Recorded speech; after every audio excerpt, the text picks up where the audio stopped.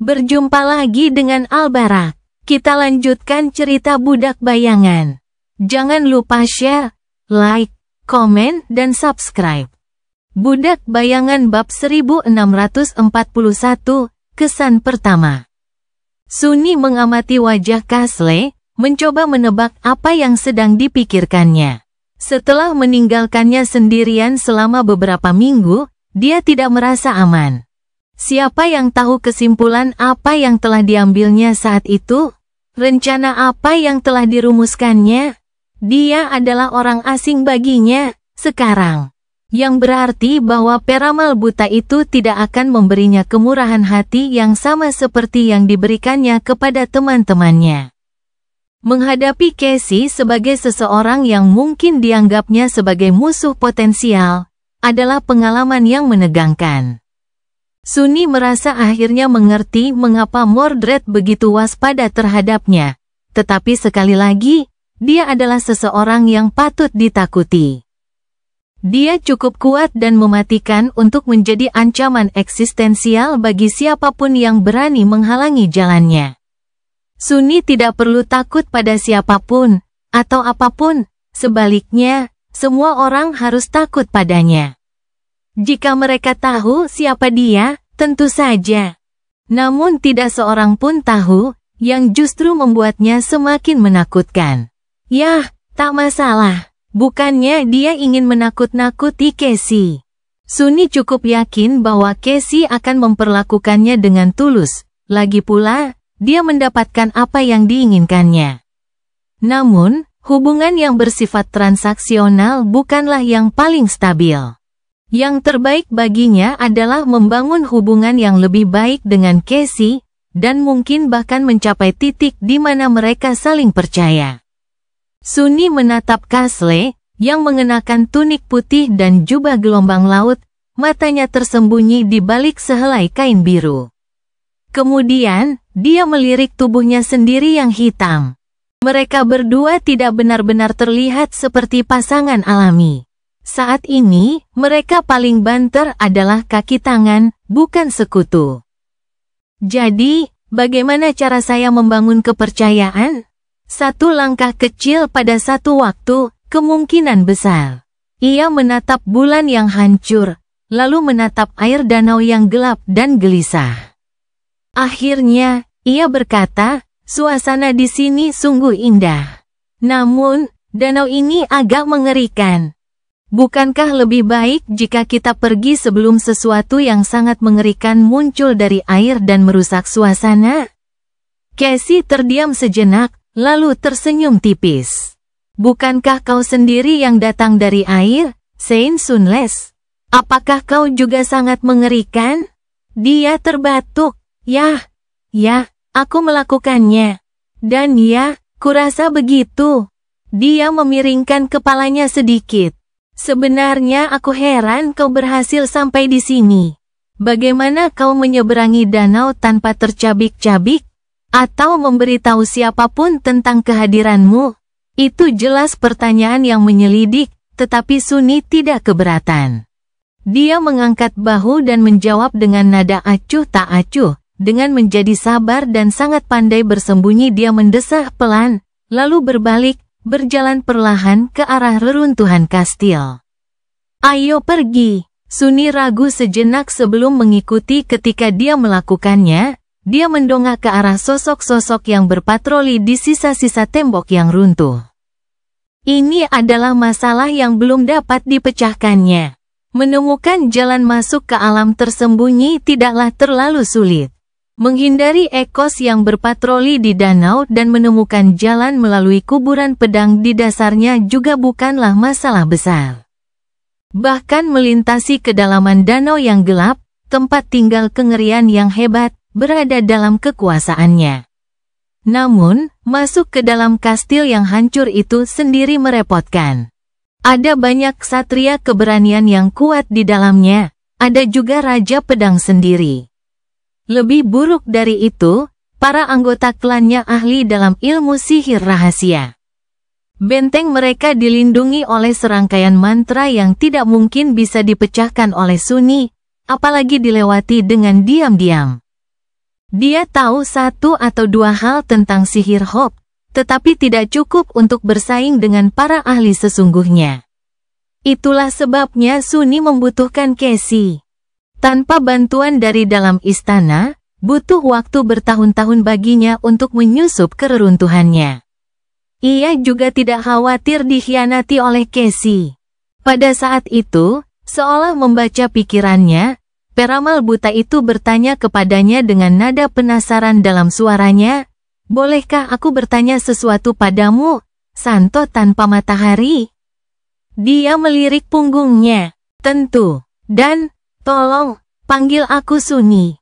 Di Bastion, aku dikenal sebagai penguasa Sunnis Brilliant Emporium. Seorang pedagang yang rendah hati, dan jelas bukan seorang santo." Dia terdiam sejenak. "Mengapa kau begitu yakin bahwa aku tidak akan menyerahkanmu ke tangan klanku? Lagi pula, di Bastion, aku dikenal sebagai pelayan raja yang setia dan patuh. Seorang santo yang berbudi luhur, dan jelas bukan seseorang yang akan membantu orang luar menyusup ke jantung benteng kita." Sunni menjawab dengan tenang, suaranya diwarnai dengan sedikit rasa geli, "Karena aku tahu bahwa sesungguhnya kamu tidak setia, tidak patuh, dan jahat." Casey tiba-tiba terbatuk. Dia terkekeh dan menambahkan dengan nada ringan, "Tepat seperti tipeku. Sejujurnya, aku juga sedikit bajingan yang suka berkhianat." Dia berdeham. Jadi begitu Casey tetap terdiam beberapa saat setelah itu, melompat dari menara yang roboh dan mendarat dengan lembut di tanah di bawahnya, Sunni mengikutinya. Menahan keinginan untuk menamparkan wajahnya sendiri. "Omong kosong apa yang sedang aku ucapkan? Saat ini, Castle hanya tahu bahwa dia adalah seorang Saint yang entah bagaimana terhubung dengannya dan Nevis, dan telah mengalami mimpi buruk ketiga bersama mereka. Yang menunjukkan bahwa dia adalah teman mereka, atau setidaknya sekutu, jika bukan karena fakta bahwa Mordred juga ada di sana, di makam Ariel. Artinya, tidak semua orang yang memasuki mimpi buruk itu adalah sekutu.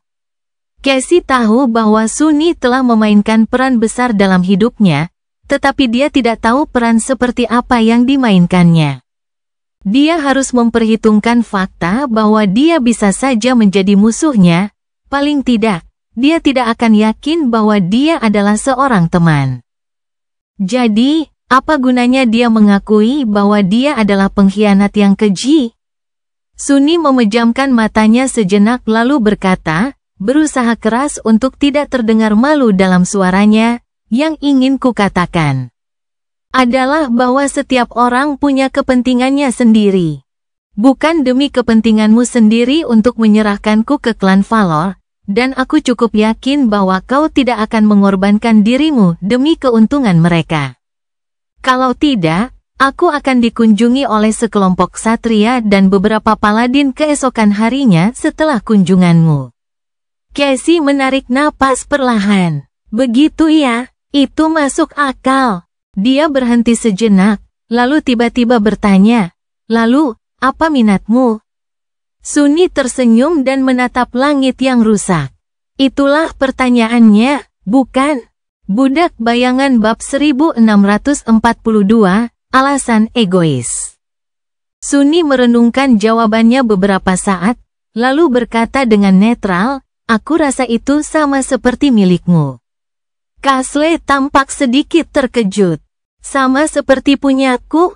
Dia mengangguk dan menatapnya dengan kekhawatiran tersembunyi.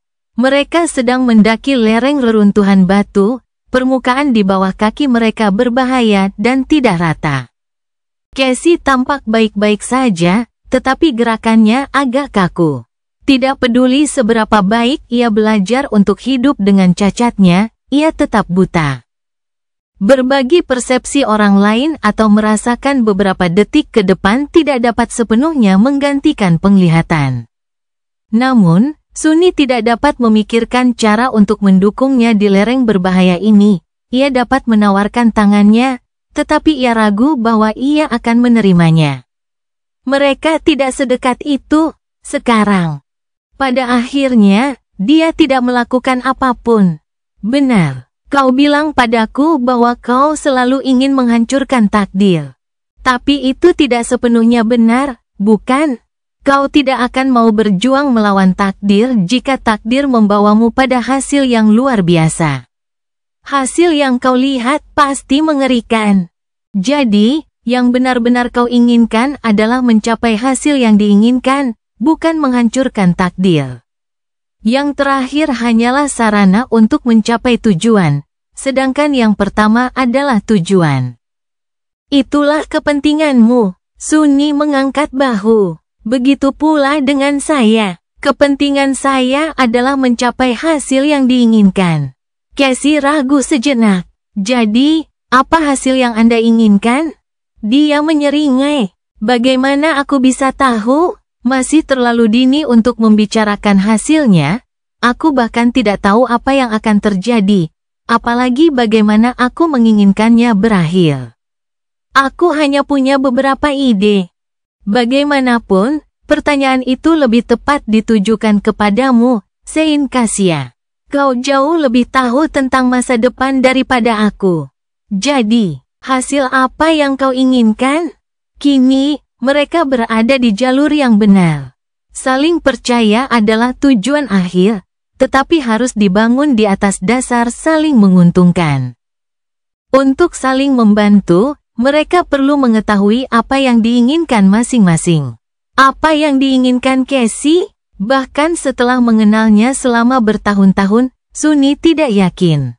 Dia selalu menyimpan rahasianya. Itulah sebabnya dia tidak berharap mendengar jawaban jujurnya, saya ingin menyelamatkan dunia. Sunni hampir tersandung, kaget. Apa? Matanya mungkin sedikit melebar. Kasu tertawa pelan. Kenapa kamu begitu terkejut? Itu wajar saja. Lagi pula, aku adalah bagian dari dunia, begitu pula orang-orang yang aku sayangi. Jika dunia hancur, semua yang aku sayangi akan hancur bersamanya. Baiklah, mungkin aku agak muluk dalam pernyataanku. Aku memang ingin menyelamatkan dunia, tetapi murni karena alasan egois. Mungkin lebih tepat untuk mengatakan bahwa aku ingin menyelamatkan diriku sendiri. Hanya saja keduanya tidak dapat dipisahkan. Sunni menatapnya diam-diam selama beberapa saat. Haruskah aku menganggapnya sebagai konfirmasi bahwa dunia ini akan hancur? Ini agak membingungkan. Aku tidak menyangka akan mendengar hal seperti itu dari seorang peramal sekuat dirimu. Dia menatap bulan yang hancur. Latar belakangnya juga sangat suram. Cassie mengangkat bahu. Saya menduga Anda tahu betul nasib apa yang menanti dunia kita. Jelaslah bahwa dunia ini hancur. Yang tidak disadari kebanyakan orang adalah betapa sedikitnya waktu yang tersisa. Namun, mereka yang memperhatikan mantra mimpi buruk dengan saksama, menyadarinya. Sunni mengerutkan kening. Apakah dia berbicara tentang fakta bahwa dunia mereka pada akhirnya akan dilahap oleh alam mimpi? Wajar saja jika Sunni tahu. Mengingat dia menduga bahwa Sunni pernah berada di Pulau Aletheia bersama mereka. Lebih dari itu bukan rahasia lagi. Klan besar juga mengetahuinya. Itulah sebabnya mereka fokus untuk menaklukkan dunia baru alih-alih mencoba menyelamatkan dunia lama. Atau apakah dia berbicara tentang dewa yang terlupakan dan kebangkitannya yang tak terelakkan? Saat makhluk kuno itu berjuang membebaskan diri dari tidurnya, keberadaannya bisa hancur berantakan. Dan Vault yang abadi bisa dilepaskan dari penjaranya. Atau apakah kedua peristiwa ini juga tidak dapat dipisahkan? Dia meringis. Jadi, apa tujuan langsung Anda? Cassie tersenyum tipis. Kurasa kita tidak cukup mengenal satu sama lain untuk berbagi detail seperti itu. Sunni, mungkin aku akan menceritakannya lain waktu, setelah mengetahui lebih banyak tentangmu dari kenanganmu. Sunni mendesah. Cukup adil. Mengenai tujuan langsungku, aku tidak mencoba meragukan kompetensimu, Saint Kasia, tetapi bagaimana kau akan membawaku ke dalam istana? Para penjaga, susunan rune. Perlindungan lain yang pasti telah disiapkan raja. Kau tampaknya tidak terlalu peduli dengan semua ini. Cassie menaiki beberapa anak tangga di depannya, hanya beberapa meter dari bagian tembok yang lebih utuh. Begitu mereka sampai di sana, akan ada prajurit Ascended yang berpatroli, dan jika salah satu dari mereka melihat Song of the Fallen mengawal seorang penyusup ke benteng klan mereka, keadaan akan berubah buruk. Dia tidak akan begitu saja melangkah ke jantung Anvil's Domain, bukan? Castle berhenti sejenak, lalu meneruskan pendakian. Jangan khawatir tentang hal itu. Aku akan menepati janjiku. Pada saat yang sama, dia mengangkat tangannya dan dengan hati-hati melepas penutup matanya, lalu mengikatkannya di salah satu pergelangan tangannya.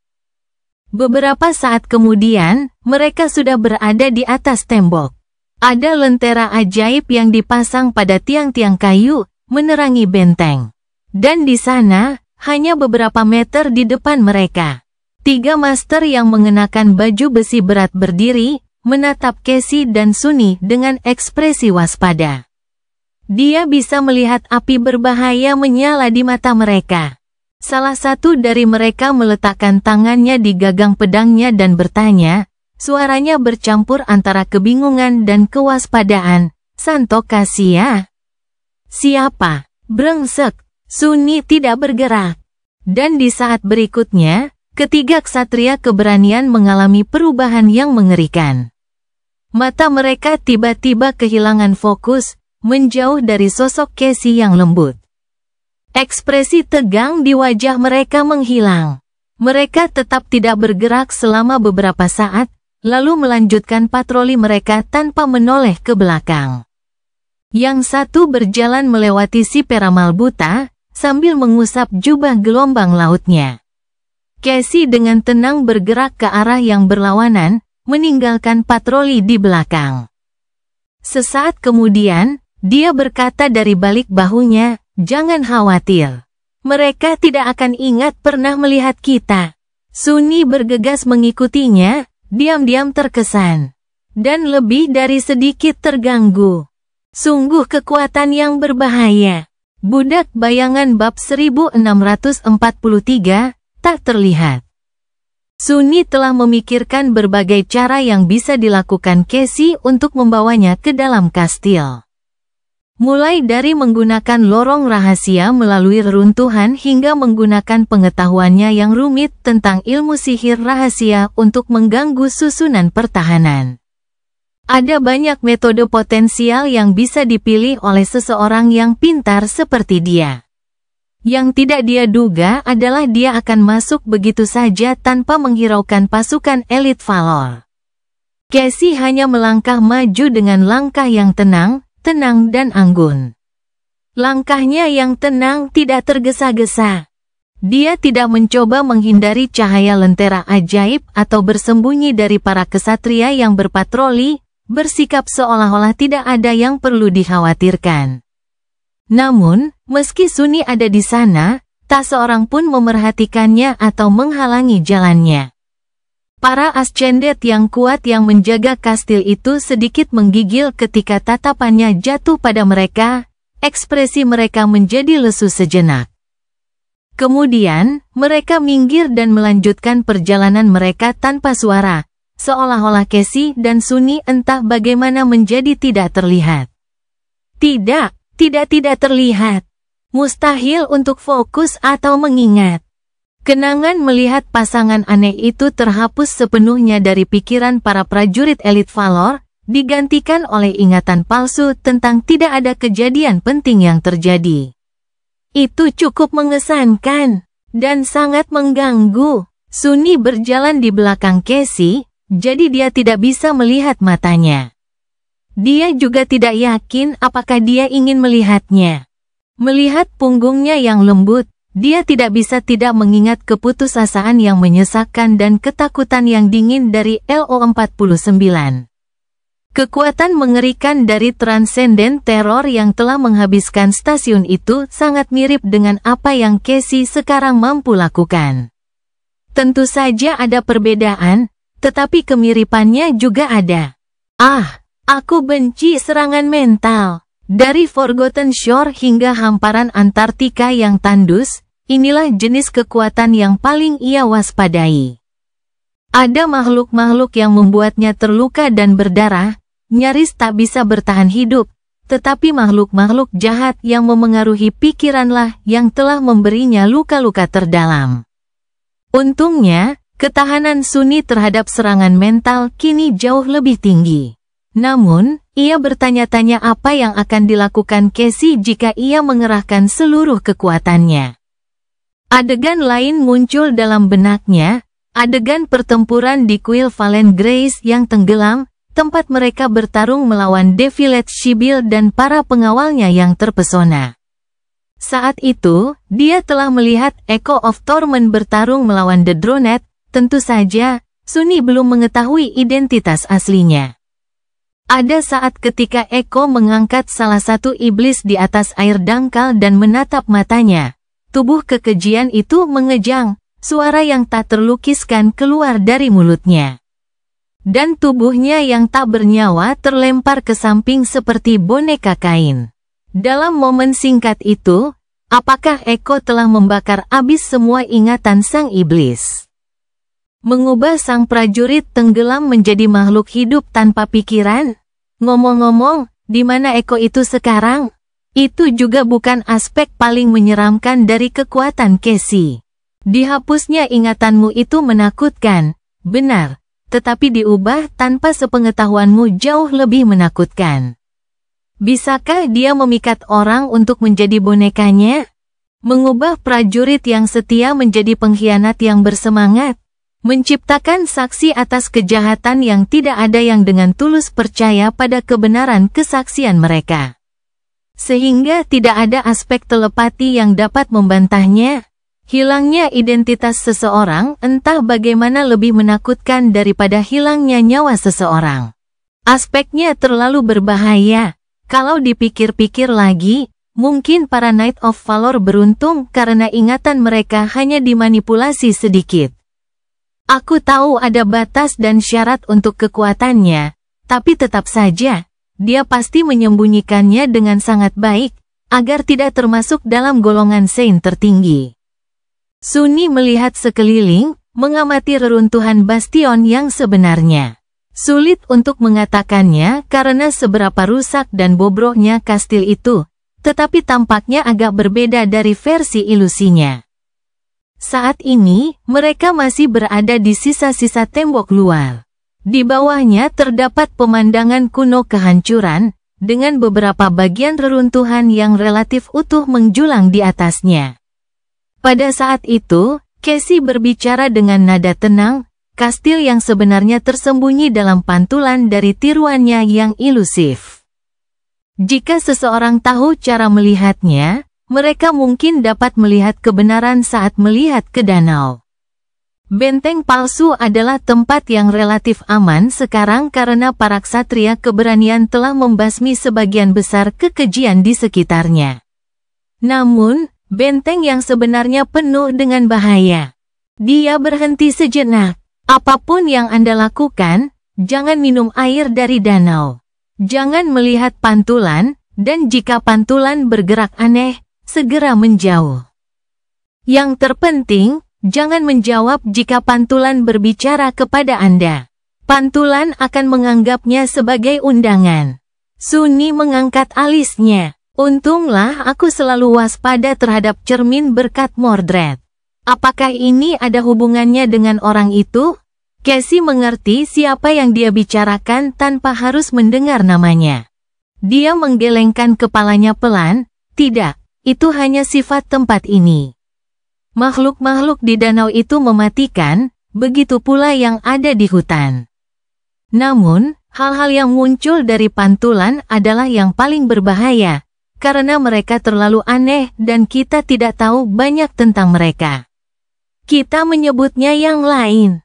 Dia melangkah beberapa langkah lagi dan melanjutkan dengan tenang, kita harus waspada terhadap yang lain, tetapi kita juga harus waspada terhadap raja. Aku dapat melindungimu dari tatapan para pelayannya karena pedang mereka tersarung dan tertidur. Tetapi jika kau melihat pedang yang terhunus, bersembunyilah segera. Kau harus memiliki kemampuan untuk menyembunyikan diri, jika tidak, kau tidak akan mampu menyeberangi danau. Sunni mengangguk, mendorong Casey untuk menambahkan, kau benar karena datang tanpa senjata. Jangan panggil pedang milikmu sendiri saat kau di sini, meskipun pedang itu tidak ditempa oleh Valor. Oh, dan ambillah ini. Dia menyerahkan kerikil halus tanpa menoleh. Sunni mengambilnya dan melihat ukiran rumit dari huruf-huruf yang elegan di permukaannya. Kerikil itu terasa sedikit hangat saat disentuh. Casey menjelaskan, ini adalah token yang akan memungkinkanmu melewati sebagian besar mantra pertahanan. Yang palsu, aku membuatnya sendiri. Jadi, jangan sampai hilang. Dia menarik napas dalam-dalam lalu menambahkan, sedikit ketegangan akhirnya muncul dalam suaranya. Jika kau melakukannya, kita berdua akan diundang untuk menghadiri audiensi dengan raja. Audiensi yang akan kita ingat sepanjang hidup kita yang singkat dan menyakitkan, begitulah. Sunni tersenyum muram, teringat pemandangan Anvil yang menghadapi Titan besar di Antartika. Dia tahu bahwa mereka berdua pada akhirnya akan bertemu. Namun, masih terlalu dini untuk bertemu dengan Raja Pedang untuk saat ini. Apakah dia benar-benar ada di sini? Sebelum Casey sempat menjawab, suara keras menggema di reruntuhan, memecah kesunyian malam. Suaranya dalam dan merdu, bergema di danau yang gelap bagai guntur. Suara palu yang jatuh pada landasan. Budak Bayangan bab 1644, Royal Forge. Bunyi denting baja masih bergema di seluruh reruntuhan yang sunyi itu ketika Sunni sedikit bergeser dan melihat ke arah asal suara itu. Ada sebuah menara tinggi menjulang ke langit yang hancur di kejauhan. Dindingnya ditutupi oleh jaring retakan yang dalam, tetapi menara yang runtuh itu masih berdiri tegak dan megah, jauh lebih tinggi daripada bangunan lain di reruntuhan yang luas itu. Dibingkai dengan cahaya pucat bulan yang hancur, bentuknya yang gelap seperti pedang lusuh yang ditusukkan ke tanah oleh tangan raksasa surgawi. Menara itu gelap, tetapi di puncaknya, cahaya api keluar dari jendela lengkung. Seolah-olah ada lautan atau api merah menyala di dalamnya. Dari sanalah suara dering itu berasal. Sesaat kemudian, serangan lain bergema, lalu serangan lain lagi. Mereka berguling menyeberangi danau yang gelisah, kuat dan metodis, memenuhi malam dengan suara logam yang beradu. Tiba-tiba, Sunni merasa seolah-olah dia berada di medan perang, dan jantungnya mulai berdetak lebih cepat. Dia terdiam sesaat, menatap menara gelap itu dengan ekspresi muram.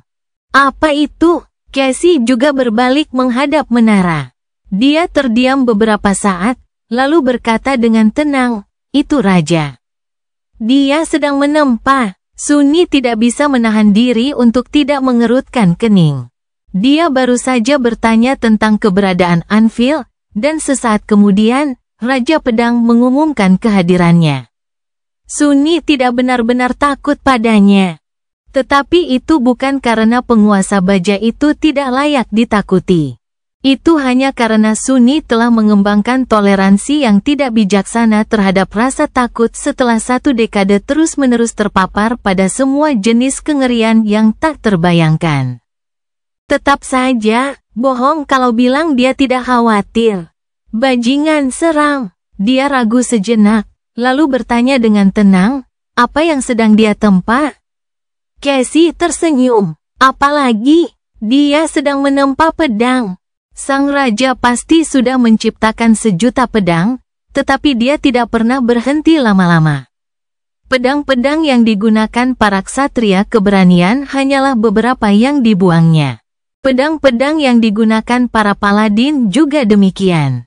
Kemudian badai pedang yang dipimpin Anvil di Antartika semuanya ditempa olehnya, lalu, mungkin. Sunni tidak dapat membayangkan bagaimana manusia dapat menciptakan begitu banyak pedang. Dia mendesah. Dan disinilah aku menganggap diriku sebagai seorang pandai senjata yang ulung. Casey memiringkan kepalanya sedikit. Oh, benar. Kau menciptakan kenangan. Senyum tipis muncul di bibirnya. Maaf. Dengan semua hal lainnya, saya hampir lupa. Sunni mengamati kerikil yang diberikannya. Jalinan rune itu anggun dan rumit.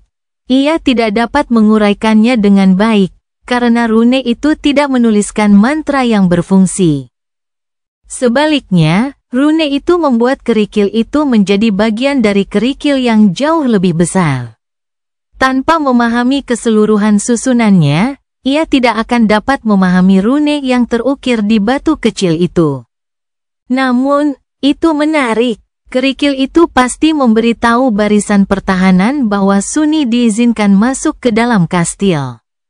Kerikil itu hangat saat disentuh. Namun, dari mana datangnya Saripati yang memberi nutrisi pada kerikil itu? Dia tidak merasakannya memakan miliknya sendiri, dan tidak ada tempat penyimpanan di dalamnya. Sepertinya kau sendiri adalah seorang penyihir yang terampil. Casey mengangguk ringan. Keahlianku, cukup, kurasa. Aku diajari sedikit oleh seorang pria bernama Noctis dalam mimpi buruk keduaku. Setelah itu, aku belajar dari para penyihir Valor dan sendiri. Bagaimana denganmu? Sunni terdiam sejenak, lalu menjawab dengan sederhana, saya belajar secara otodidak. Guru-gurunya hanyalah mantra mimpi buruk dan kebutuhan. Keduanya tidak dapat menerima pujian atas prestasinya. Dia berbalik, menuju ke bagian tembok yang lebih rusak, dan berkata, namun, saya penasaran. Menciptakan memori bukanlah soal keterampilan. Tidak peduli seberapa hebat saya dalam sihir rahasia, itu bukanlah sesuatu yang dapat saya lakukan. Hal yang sama berlaku bagi para penyihir Valor. Mereka hanya mampu menempa memori karena jenis aspek yang cenderung dibangkitkan oleh anggota keluarga utama dan cabang-cabangnya, bukan karena sihir. Jadi, Sunni, apakah Anda, mungkin, anak haram Raja Anvil? Sunni menatapnya diam-diam selama beberapa saat, memastikan bahwa dia serius. Dia, yah, kurasa mungkin terlihat seperti itu. Seorang pria misterius yang dapat menciptakan memori, tinggal di bastion, dan entah bagaimana menjadi seorang Sein di atas segalanya. Sunni nyaris tak bisa menahan tawanya. Kalau saja ia tidak menutup mulutnya dengan kedua tangan, para penjaga di seluruh tembok pasti sudah waspada akan kehadiran mereka. Aku, putra Anvil, dewa, bukan. Meskipun harus kuakui, akan sangat lucu jika ada putra terasingnya yang berkeliaran di alam mimpi. Dia menggelengkan kepalanya. Tidak. Dan sebelum kau bertanya, aku bukanlah anak Made, atau anggota keluarga mereka yang lain, apakah aku terlihat seperti warisan bagimu? Casey terdiam sejenak.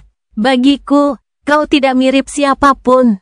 Aku buta. Sunni terbatuk canggung. Mendorongnya untuk tersenyum, dan terakhir kali kita bertemu, kita sendirian. Jadi, aku hanya bisa meminjam penglihatanmu, yang berarti menatap diriku sendiri sepanjang percakapan. Baiklah, aku tidak akan berbohong. Aku mencuri pandang melalui mata para kesatria yang kita temui hari ini. Aku penasaran untuk melihat seperti apa pemilik Aiche dari Brilliant Emporium Cafe yang terkenal itu. Dia mengangkat bahu. Sebenarnya, Anda memang tampak seperti seorang legasi.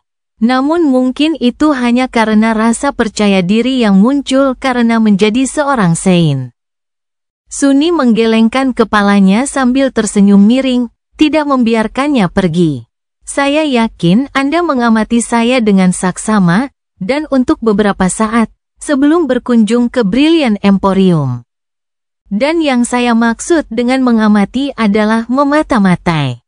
Terima kasih atas pujiannya, bagaimanapun juga. Kali ini giliran Casey yang batuk. Saya benar sekali. Dia menikmati sedikit rasa malu yang dialaminya selama beberapa saat, lalu berkata dengan nada netral, saya tidak tahu banyak tentang bagaimana para penyihir Valor menciptakan memori.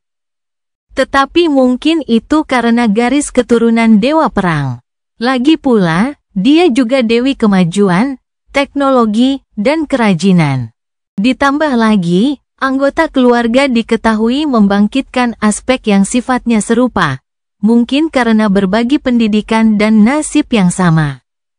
Saya jamin, pendidikan saya sangat berbeda dari anggota klan Valor. Suni ragu sejenak sebelum menambahkan, cara saya menciptakan kenangan berbeda dengan mereka. Casey memiringkan kepalanya sedikit dan bertanya dengan rasa ingin tahu, saya telah diberitahu bahwa kenangan yang Anda buat tidak terlalu kuat. Tetapi memiliki manfaat karena sangat cocok untuk penggunanya. Anda pasti menyembunyikan sejauh mana kemampuan Anda sebenarnya untuk menghindari perhatian. Seberapa hebat sebenarnya kemampuan Anda? Suni melirik sekilas ke leher Casey yang halus, memperhatikan seutas tali tipis yang melingkarinya. Apakah dia dapat mengingat jika dia mengatakan bahwa jimat yang dikenakannya telah dibuat menjadi supreme olehnya? Mungkin tidak. Dia tersenyum. Saya ragu ada orang di dunia ini yang bisa menciptakan memori lebih baik daripada saya. Itu bukan bualan kosong. Forge Master of Valor dapat menciptakan memori yang kuat, tetapi keahlian mereka adalah hasil dari kemampuan aspek yang unik dan sihir rahasia yang sesuai dengan konsep memori. Sementara itu, Suni adalah seorang penenun sejati. Satu-satunya ahli sihir penenun yang ada. Oleh karena itu, kemampuannya lebih luas dan jauh lebih fleksibel. Jadi, sebenarnya, hanya ada satu entitas yang lebih baik darinya dalam menciptakan kenangan. Mantra mimpi buruk, namun, ia tidak akan mampu bersaing dengan itu. Dia melirik Casey dan bertanya, kenapa? Apakah kau akan memesan memori? Biar ku beritahu, Sein Kasia. Aku akan memberimu diskon eksklusif. Layanan kami terbaik, dan kami dapat menangani semua jenis pesanan. Memori tempur, memori utilitas, bahkan memori kosmetik pun tidak mustahil. Selain itu, aku biasanya tidak melakukan ini. Tetapi khusus untukmu, aku akan membocorkan rahasia besar. Kami bahkan dapat membuat nama dan deskripsi khusus untuk memori milikmu. Tidak ada kenang-kenangan atau hadiah yang lebih baik dari yang lain untuk orang terkasih. Casey menyentuh rambutnya dengan gugup, lalu menambahkan dengan nada ragu, benarkah? Baiklah. Aku mungkin memang memesan memori khusus darimu, kalau begitu. Budak Bayangan bab 1645, tidak menemukan apapun. Casey menyeret Suni lebih dalam keruntuhan. Ia menunjukkan kewaspadaan yang lebih tinggi setelah turun dari dinding luar, yang membuatnya lega, wanita muda itu tetap tenang dan kalem. Tetapi ia memperhatikan bahwa ia memilih jalan memutar, tetap berada di area kastil kuno yang tidak terlalu padat penduduknya. Dari waktu ke waktu, rune-rune hantu menyala di bebatuan yang lapuk saat mereka lewat. Kerikil yang dipegang Suni di tangannya menjadi sedikit lebih hangat pada saat-saat itu. Setelah beberapa saat, Casey berbicara lagi, kita tinggal di bagian terpencil bastion yang sebenarnya untuk menghindari bertemu dengan seseorang yang kuat. Aku bisa menangani para ksatria tanpa banyak masalah, tetapi jika kita bertemu dengan seorang Sein, terutama yang berasal dari garis keturunan langsung, komplikasi mungkin akan muncul. Suni mengangguk, Anehnya merasa lega. Senang rasanya mendapat konfirmasi bahwa kekuatan Casey tidak terbatas, meskipun dia ada di pihaknya. Sang peramal buta itu terdiam beberapa saat, lalu bertanya, "Kau hanya mengatakan padaku bahwa kau harus masuk ke dalam istana. Kemana tepatnya kau ingin aku membawamu?" Dia mengangkat bahu. "Sedekat mungkin dengan menara utama, saya akan tahu kemana saya harus pergi begitu saya sampai di sana." Sebenarnya, Sunny tidak tahu lokasi pasti dari apa yang sedang dicarinya. Dia hanya tahu bahwa ada sesuatu yang tersembunyi di sini, di Bastion, dan anggota klan Valor pasti belum menemukannya. Yah, mungkin mereka sudah menemukannya. Namun dia berani bertaruh bahwa mereka belum menemukannya. Itu karena alur waktunya tidak masuk akal. Benteng yang ditaklukkan oleh pendiri Valor adalah bastion ilusi, bukan yang asli. Kalau tidak, benteng itu tidak akan ditaklukkan sama sekali. Tidak ada anggota generasi pertama yang cukup kuat untuk bertahan hidup di Dead Zone, apalagi mengklaimnya. Baru setelah Broken Sword, Anvil, Kisong, dan Asterion menjadi transenden, tempat tersembunyi ini diganggu oleh manusia. Bahkan saat itu, Sunny meragukan bahwa Valor benar-benar telah menduduki bastion yang sebenarnya sebelum para Sovereign muncul. Yang berarti mereka tidak punya banyak waktu untuk menjelajahi reruntuhan yang luas itu, terutama mengingat betapa berbahayanya tempat itu, dan betapa sedikitnya orang yang memiliki akses ke sana. Para prajurit terbaik Valor juga telah menghabiskan lebih dari 1 dekade menaklukkan wilayah-wilayah terpencil di alam mimpi untuk memperluas wilayah kekuasaan raja. Mungkin Anvil dan para kesatrianya telah menemukan beberapa rahasia yang mudah diakses dari kastil yang runtuh, tetapi Sunny meragukan bahwa mereka akan menemukan semuanya. Atau setidaknya ia berharap demikian. Harapannya didasarkan pada fakta bahwa hanya ada satu orang di dunia yang memiliki garis keturunan Daemon, dan orang itu adalah dia. Jadi, Sunny dengan hati-hati memperluas indranya keluar, berkomunikasi dengan bayangan-bayangan kuno yang menghuni reruntuhan itu. Dia bisa merasakan cekungan-cekungan gelap yang tersembunyi di bawah reruntuhan itu. Beberapa di antaranya hanyalah hasil dari bongkahan-bongkahan batu yang saling berjatuhan, beberapa lainnya adalah aula-aula dan kamar-kamar yang telah terkubur dan terlupakan dalam kehancuran itu. Akan tetapi, tidak satu pun dari mereka yang dicarinya. Casey menuntunnya lebih dalam keruntuhan, memilih jalan yang paling sepi. Tak satu pun dari mereka membutuhkan sumber cahaya untuk berjalan, jadi jalan mereka sunyi dan tak terlihat, hanya diterangi oleh cahaya pucat bulan yang hancur. Mereka berjalan melintasi tembok pembatas yang runtuh dan jalan setapak yang setengah terkubur, batu-batu kuno tergantung berbahaya di atas kepala mereka. Palu Anvil terus berdenting, mantap dan kuat, bagaikan detak jantung baja yang tak beremosi. Sunny melirik Casey dan berkata dengan nada netral, "Pasti, sangat merepotkan tidur di sini." Dia tampak terkejut. Siapa yang cukup gila untuk tidur di tempat seperti ini? Kemudian wanita muda itu ragu-ragu sejenak dan menambahkan sambil mendesah, "Sebenarnya itu terlarang. Tanah ini dulunya milik iblis imajinasi. Di sini, apa yang kau impikan bisa saja menjadi kenyataan.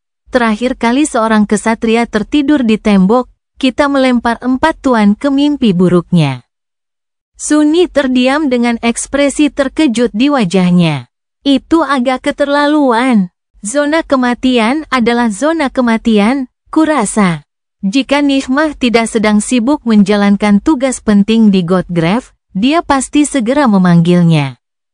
Saat mereka semakin dekat ke bagian dalam kastil yang hancur, Sunny mengirimkan indera bayangannya ke bawah, ke dalam masa gunung yang tenggelam di bawahnya. Dia berhati-hati, membatasi jangkauannya ke seberkas cahaya yang sempit. Sesuatu seperti itu sebelumnya tidak mungkin, tetapi setelah menjadi orang suci, dia belajar cara mengendalikan indranya dengan lebih baik. Tumpukan batu di bawah kakinya tampak cukup kokoh. Sunni mengikuti Casey sambil berkonsentrasi pada reruntuhan kuno itu, ia bahkan memejamkan mata untuk merasakan lingkungan sekitar dengan lebih baik. Namun, dia tidak merasakan apapun. Semakin lama mereka menghabiskan waktu di antara reruntuhan, semakin sedikit yang dirasakannya. Saya yakin ada sesuatu. Jika sebelumnya, Sunni mungkin akan tertarik ke lokasi yang ditakdirkan oleh intuisinya, atau hanya menemukannya secara tidak sengaja karena sudah ditakdirkan. Namun sekarang, dia tidak seperti itu, dan intuisinya tetap diam. Casey tidak menunjukkannya, tetapi dia pasti sudah merasa tidak nyaman dengan pengembaraan mereka yang tak bertujuan sekarang. Memang, dia akan tampak seperti orang gila jika pencariannya tidak membuahkan hasil. Siapa yang menyusup ke benteng rahasia seorang penguasa tanpa tujuan? Tidak ada, tidak ada. Sunni tersenyum, menemukannya. Tidak ada apa-apa di bawah sana. Namun, itulah yang mengungkap tempat suci yang tersembunyi itu, meskipun gunung itu terbuat dari batu padat, akan ada retakan dan celah di dalamnya. Dan celah-celah itu akan dihuni oleh bayangan-bayangan kuno. Dengan betapa kuatnya indera bayangan Sunni, dia pasti bisa merasakan kehadiran mereka. Tetapi dia tidak merasakan apapun, artinya ada sesuatu yang menghalangi inderanya. Jauh, jauh di bawah. Sunni membuka matanya dan menarik napas dalam-dalam. Menyadari bahwa dia telah berhenti, Casey pun berhenti dan berbalik menghadapnya. Matanya biru dan jernih, tanpa kelainan apapun. Dia tetap memilih untuk mengalihkan pandangan. Apa masalahnya? Sunni tersenyum halus dan mengangkat bahu. Saya menemukan apa yang saya cari. Dia memiringkan kepalanya sedikit, lalu apa sekarang? Dia ragu sejenak, lalu mendesah. Sekarang, mohon permisi sebentar, Santa Casia. Sambil melangkah maju, dia meletakkan tangannya di bahu halus gadis itu. Lalu, dia menariknya ke dalam bayangan, memindahkan mereka berdua ke kedalaman gunung. Cerita bersambung. Jangan lupa share, like, komen, dan subscribe, agar tidak ketinggalan cerita selanjutnya.